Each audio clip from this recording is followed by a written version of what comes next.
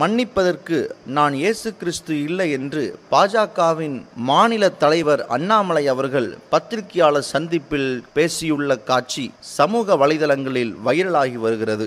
இதெல்லாம் கேட்டுக்கிட்டு நான் ஜீசஸ் கிரைஸ்ட் கிடையாது, ஒரு கன்னத்தில் அடிச்சா இன்னொரு கன்னத்தை காட்டிட்டு போறதுக்கு நான் இயேசு கிடையாது, அடிச்சிங்கன்னா திரும்பி அடிப்பேன், அக்ரஷனாக இருந்தால் டபுள் அக்ரஷனில் வருவேன், இதனால் நான் எதை இழந்தாலும் அதை பற்றி கவலை போகிறது கிடையாது. அடித்தால் திருப்பி அடிக்கும் நபர் என்ற தனது சுயரூபத்தையும் அவர் வெளிக்காட்டியுள்ளார். அமைச்சர் பிடிஆர் மற்றும் அண்ணாமலை இவர்களுக்கிடையே சில வாரங்களாக மோதல்கள் ஏற்பட்ட நிலையில் பத்திரிகையாளர் சந்திப்பின் போது மன்னிப்பதற்கு நான் இயேசு கிறிஸ்து இல்லை என்ற பதத்தை பயன்படுத்தி பேசியுள்ளார். அப்படியானால் மன்னிப்பிற்கு அடையாளமாக திகழ்பவர் இயேசு மட்டுமே என்ற சத்தியத்தை திரு அண்ணாமலை அவர்கள் பகிரங்கமாக ஊடகங்களுக்கு முன்பு அறிவித்துள்ளார். பாவங்களை சாபங்களை மன்னிக்கிறவர் இயேசு என்ற துண்டு பிரசுரங்களை விநியோகிக்க சென்றால் அடித்து விரட்டும் காட்சிகளை சமூக வலைதளங்களில் தொடர்ந்து பார்த்து கொண்டே இருக்கிறோம். ஆனால் இன்று சமூக வலைதளங்களில் அனைத்து மீடியாவுக்கு முன்பாக மன்னிக்கும் தெய்வம் இயேசு என்ற சத்தியத்தை ஆணித்தரமாக திரு அண்ணாமலை அவர்கள் வெளிப்படுத்தியுள்ளார்.